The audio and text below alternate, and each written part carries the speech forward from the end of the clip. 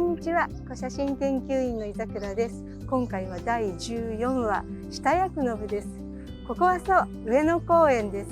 私の後ろには西郷隆盛像があります。今回はこの上野公園周辺をご案内します。皆さんは上野公園にこんな大仏があったことをご存知でしたか？高さは6メートルほどありました。寛永8年、今から400年ほど前に戦死者慰霊のためにと建立されたのが始まりのようです。地震や火災で倒壊や再建が何度か繰り返され、この大仏は天保14年に再建されたものです。最初は仏殿の中に安置されていました。右側に見えるこの建物が仏殿です。この中に先ほどの大仏が安置されています。左のここに見える鳥居は花園稲荷の鳥居です。こちらは現在も同じ場所にある時の鐘です。手前の道がなんだか歩きにくそうですね。寛永寺が置かれていたこの上野の山は戊辰戦争の上野戦争で荒れ果てて明治6年に公園地に指定されました。この写真は公園整備が始まった頃かと思われます。よく見ると右側の仏殿、ここにはしごがかかっていて屋根がボロボロになっています。この仏殿は公園整備のために明治8年に撤去されました。こちらが仏殿が撤去された後の写真です。ちょっとうっすらとしていますが、右側に大仏が、ここに先ほどの時の鐘が見えます。その手前にあるこちらの2階建ては明治8年創業の印象亭です。現在は老舗懐石料理のお店として有名ですが、最初はこんな風に少し洋風なお店だったんですね。ところで上野にあったこの大仏、大正12年の関東大震災でこんな風に頭が落ちてしまいました。わかりますか？ここに頭が。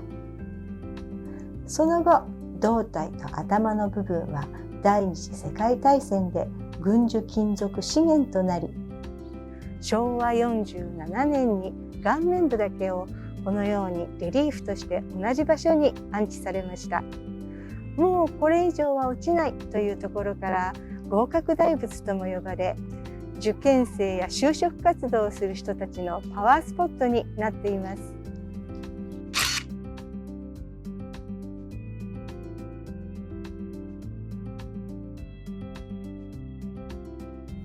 当時の下薬はここです。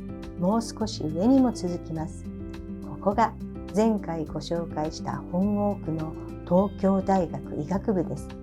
こちらが第5話でご案内した浅草寺。今回ご案内するのはこの辺り、上野公園周辺です。絵図を拡大しました。私が一番最初に立っていた西郷隆盛像はこの辺り。ざっくりとした絵図なので大体ですが、上野大仏はこの辺りでしょうか。そしてこの辺りには明治14年に博物館が竣工しました。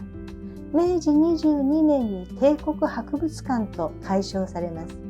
現在の東京国立博物館の前身です。その帝国博物館の前で明治23年にこんなことが行われました。後ろの建物が帝国博物館で、その前には櫓が組まれています。写真の下の方には大勢の人が何かを見上げていますが、ここです。櫓の上からなんと人が飛び降りています。衝撃映像を見ているようですが、この方は軽気球やパラシュートを使い見せ物をするアメリカ人のトーマス・スコット・ボールドウィンです。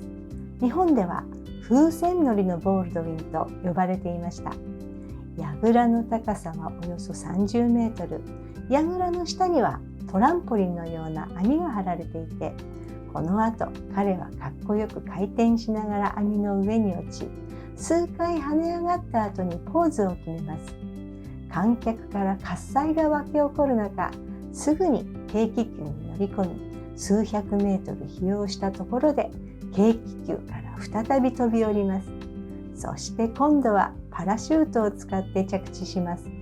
この日は風が強くて日暮里の田んぼまで流され泥だらけになったようですが、無事成功しました。よかったですね。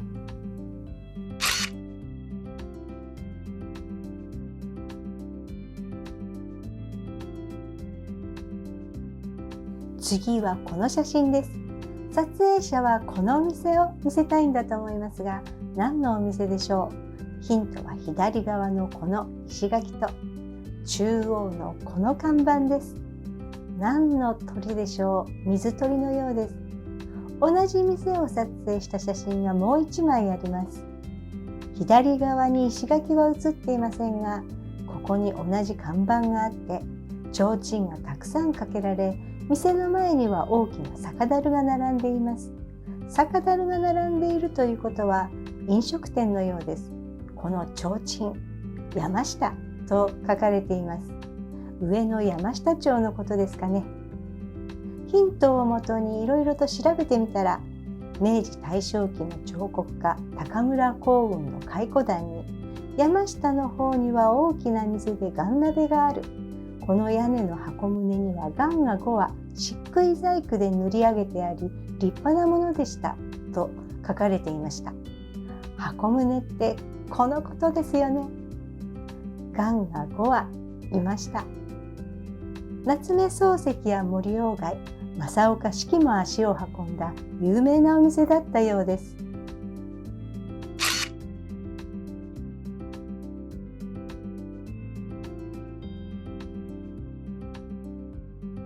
ここは上野公園前交差点です。こちら側が上野公園の入り口になります。そしてここに石垣がありますが、この石垣の向かい側、エスパスというパチンコ屋さんが雁鍋のお店があった場所になります。そして次はこちらの中央通りをまっすぐ行ったところにある上野駅です。こちらは上野駅です。高崎線の開業式が行われています。高崎線は明治16年に上野から熊谷まで線路が完成し、仮営業が始まりました。そして高崎駅まで開通した明治17年6月に開業式が行われます。明治天皇や皇族も招かれ、盛大な開業式だったようです。こちらの長い建物は車庫でしょうか。車輪をかたどったここが開業式のために作られた門。その奥のこの辺りに駅舎があるようです。雨だったようで傘を差した見物人が大勢いますね。門より中は一般の人は入れないようです。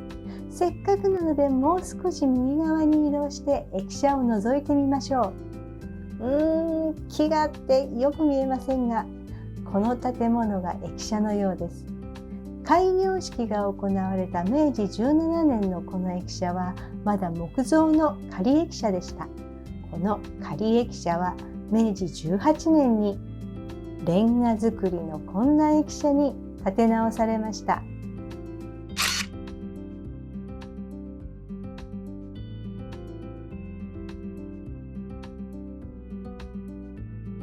第96系の雁鍋のお店はこの辺りにありました。そして上野駅はまだこの絵図にはありませんが、ここです。この辺りに車庫があって駅舎はこの辺りです。次はこちら、不忍池の周辺です。ここには現在も弁天堂があって、こちらには上野動物園があります。ここに先が尖った三角形の町があります。ここは上野元黒門町です。次は不忍池を上野元黒門町の尖ったあたりからこんな風に弁天堂を眺めた景色です。そして今回最後の写真は上野の山から現在の上野動物園の西園のあたりと不忍池をこんな風に見下ろした景色です。中央少し遠方に見えるこの屋根が不忍池弁天堂です。弁天堂の右側の参道には風情があるので料亭や茶屋が軒を連ねていました。雪が積もってますね。冬に撮影したようです。ここに灯籠があります。この灯籠はこの写真のここにも写っていました。この場所、先ほど絵図で見た上野元黒門町の尖ったところです。灯籠の左側に看板があります。虫菓子と書かれていますね。このお店は氷月亭というお汁粉屋さんでした。古くからある有名なお店で、和菓子に使う塩あんが絶品で、不忍の池に蓮の花が咲く頃には蓮飯を出したそうです。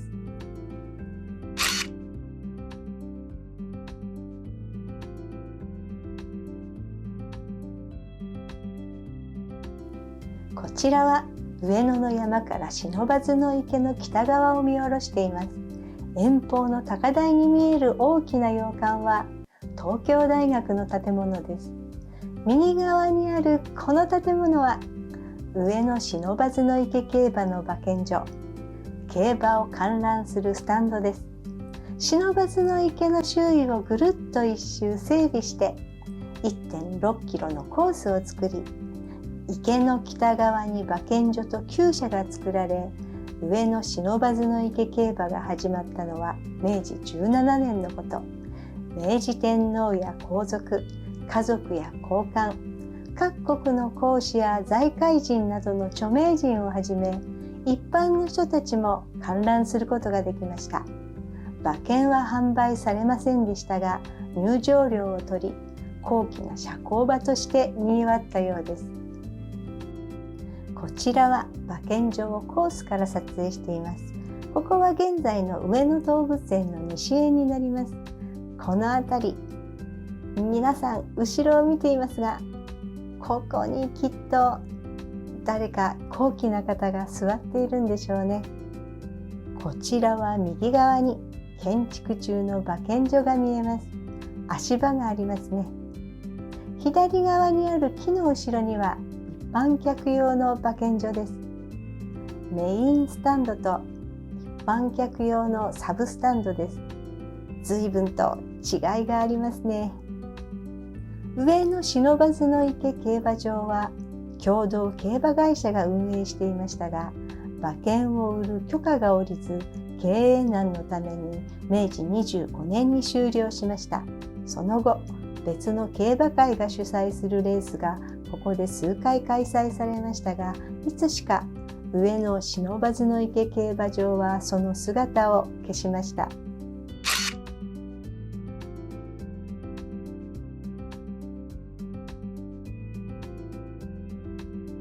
明治時代の上野はいかがでしたでしょうか。東京百景もついに99景までご案内しました。次回は第100景、旧江戸城西の丸をご案内します。お楽しみに。